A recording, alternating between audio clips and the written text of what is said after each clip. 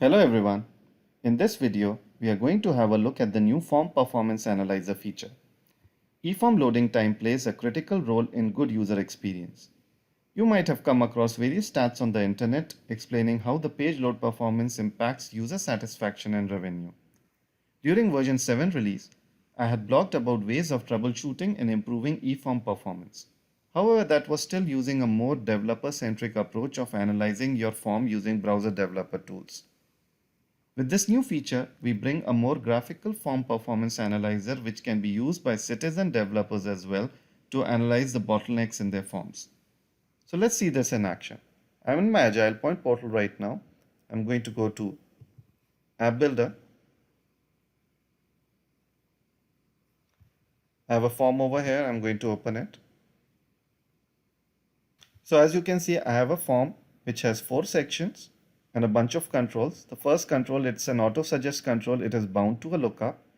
Then there are various other input controls. There's a second lookup over here. It is an auto lookup which is going to pre-fill the values in the rest of the controls once a customer name is selected. So that's my second lookup on the form. If I go to location tab, there's a map control, there's a geolocation control. If I go to order history section, it has a data grid and an auto lookup which is feeding data into this data grid. So that's the third lookup.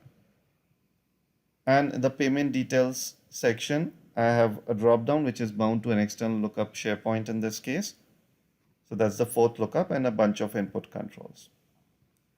So if I had to analyze the performance of this form as an app designer, I can go to preview, go to PC browser preview mode. It's supported in that mode only.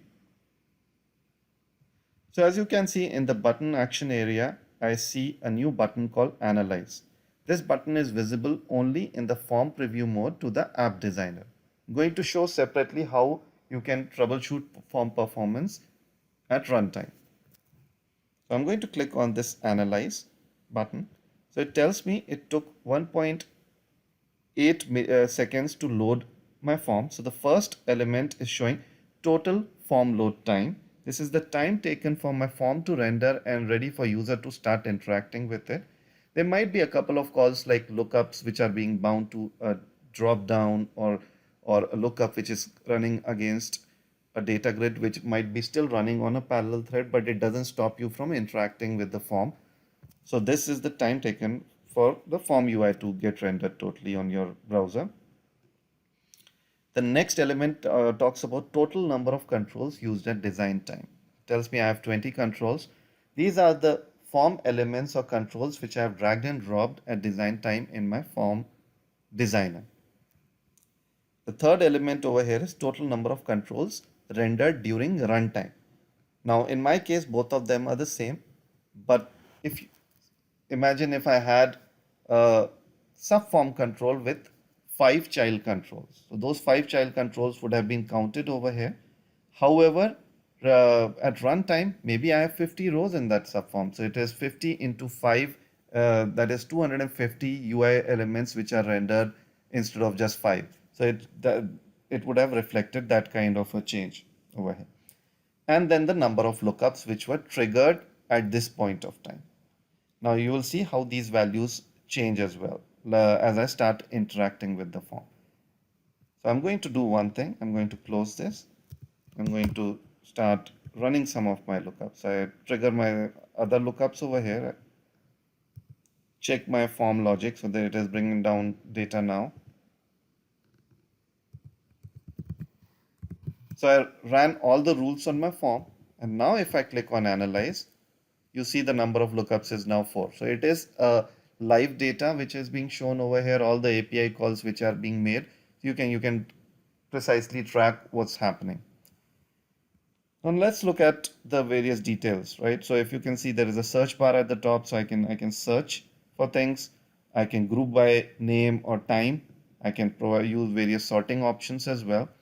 Now on the right hand side, you see there is a chart which explains in my current view, whatever view I am on, how things are distributed. So it tells me API calls are taking more time. In this case, the most of the time is taken by API calls.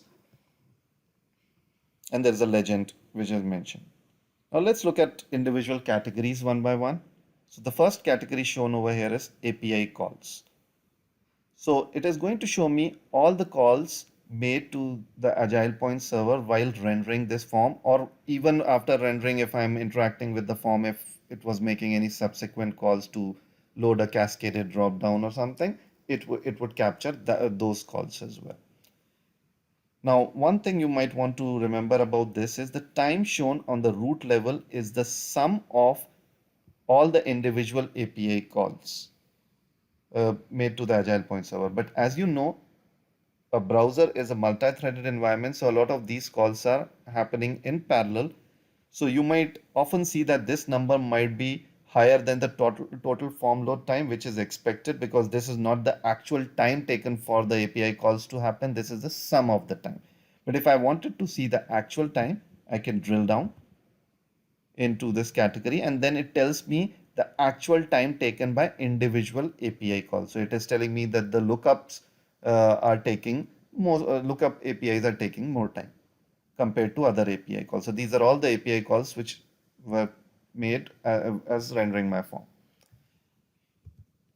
And there is a tooltip for this as well. It tells you that it is showing you the total, the sum of all the total time taken by all the APIs. And because the browser is multi-threaded, a lot of these calls are taking in place in parallel, and expect to see this value a little bit higher than the form load time, which is expected. What you are mostly going to be interested in is time taken for individual APIs. We go to the second category, lookups, pretty much the same thing. So any category which has this information icon next to it is showing you the sum of the time taken for all the individual API calls. At the root level, it is showing you the sum, but if you drill down, it shows you the individual lookup time, for example, and you are going to be more interested in that time perhaps. So if I drill down, it has two subcategories, control level lookups and auto lookups. I'm going to go to control level lookups. So it tells me there is a lookup called get products. It is of type SharePoint and it is taking this much time. So it appears my SharePoint lookups are running slower compared to rest of my lookups. The other lookup is a data entity lookup, and it took these many milliseconds to execute. Again, these might be taking place in parallel. Similarly, if I go to auto lookups, remember I had two auto lookups as well to get customer details and get orders. So those are also tracked over here. Next, you can see the form rendering section. So if you drill down, tells you for again it has two subcategories, constructing UI and preparing form data. Preparing form data is the time taken to retrieve data from the database. It is get the form data, get form definition, get form library configuration. So it is just getting all the data which is required to be handed over to the form rendering engine. So this is the time taken for that. And then constructing UI is when we hand over the form data to the form engine to construct the UI. So if you drill down into this further, the first category is rendering controls, and it tells you precisely how many milliseconds it took for a particular control to get rendered. So data grids or date controls may be taking more time. So you're basically seeing how much time each control is taking. So if a particular control is taking a lot of time to get rendered, that might be causing a bottleneck in your form. Rest of the categories are more for Agile Point support to look at. These are inbuilt engine operations, like it is merging the default settings of various controls over the settings it retrieved from the library. Similarly, there are other categories over here like resolving variables if you are using any system variables or system tokens.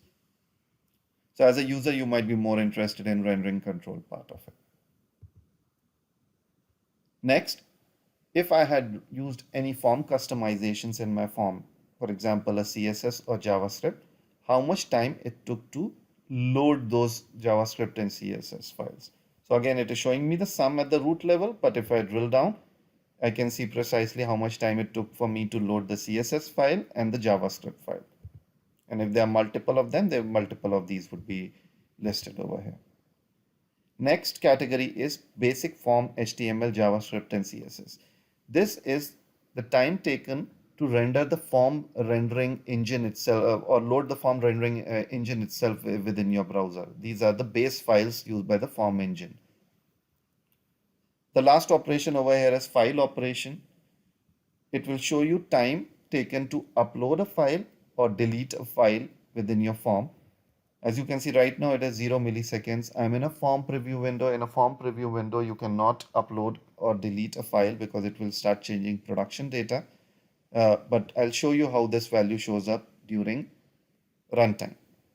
Again, this will show you this sum of the values. So one thing, sum of all the calls. The one thing you might want to keep in mind is that anywhere it shows you the information icon on the root page, it is showing you the sum of the total API calls being made or sum of all the total lookup calls being made. But what you're going to be mainly interested in is, if you drill down, how much individual API calls took, how much time it took, and which one took the most, so that you can look at whether that is the bottleneck or not. Now, one thing you can also do is you can export these values as JSON and send it over to Agile Point support to analyze that what's the bottleneck in your form as well. So you can always export it as well. Now that was more from a design time perspective. Now let's look at it that, okay, yeah, app designer has tested the form, everything is working fine on his machine, and now he published the app. And what happens if a particular user is facing some form performance issues at runtime? Now you don't want to be showing the analyze button to every user at runtime, but there are ways of bringing that up. I'm going to cover that part next. So I'm going to first, there are two ways of doing this. I'm going to go to settings first. So if you remember a while back, I introduced one feature under form designer settings called eForm performance monitor. So you can always turn this on and you can set some kind of a threshold that if your form is taking more than that time, it should pop up a window where user sees some messages and can capture some debug information. So you can do that. Typically you set it as 5 or 6 seconds. I'm going to just set it up as 1 so that it always shows up for now. I'm going to go ahead and click save. I'm going to go to my work center. I have one task over here. I'm going to open it. Because I said if it takes anything above 1 second, please show me the pop-up. It tells me what might be causing the slowness. It gives me various best practices, links to various best practices over here, something which I've covered in my other videos. But you see there is one button over here called analyze. So I can click on it, and now from an end user machine, I can bring this up and I can start analyzing. But what if it was within threshold, but the user is still saying it is, or I did not enable this feature and user is still saying that it is running slow. So as a application designer or a person who is supporting this application, now if you see at the bottom, I'm not seeing the analyze button. How do I bring up that window? I don't have the performance monitor enabled. I can still bring it up. I can go to, if an end user is complaining about performance, I can go to browser developer tool and type a command over here, show performance analyzer, and the 2 parentheses, and click enter. Once I do that, if I go back to my original window, it starts appearing automatically. So we have given you a hidden way of bringing this up even on the end user machines, even if you did not have the eForm performance monitor enabled. So from an IT support perspective, you can always bring it up on an end user machine to see what's happening on his machine. So you can see in this case, this is approval form. It is taking 2.8 seconds for it to load. It has 25 controls, both at design time and runtime. Till now, it has triggered 2 lookups and it has various categories over here. And there is one category called file operations still showing 0 milliseconds. Now what I'm going to do is I'm going to just upload one file.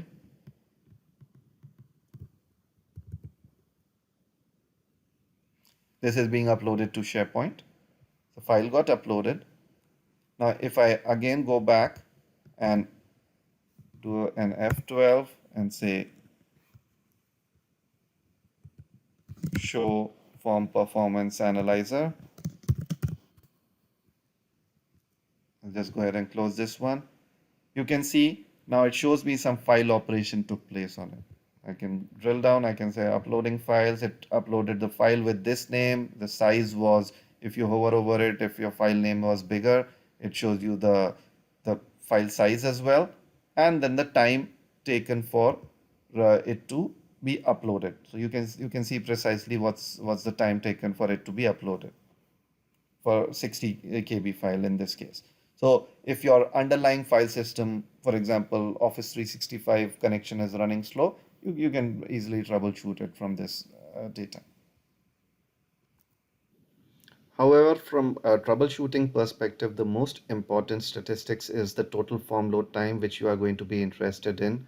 And if that is a higher value, you can drill down into one of these individual calls and see how much time it is taking. Similarly, sometimes user complains that it takes a lot of time to upload a file, then you can troubleshoot it over here. So with this, as you can see, you have various options of troubleshooting or monitoring your form performance, which can be used by both app designers at design time and IT support at runtime to troubleshoot form performance on an end user machine. Thanks a lot for your time.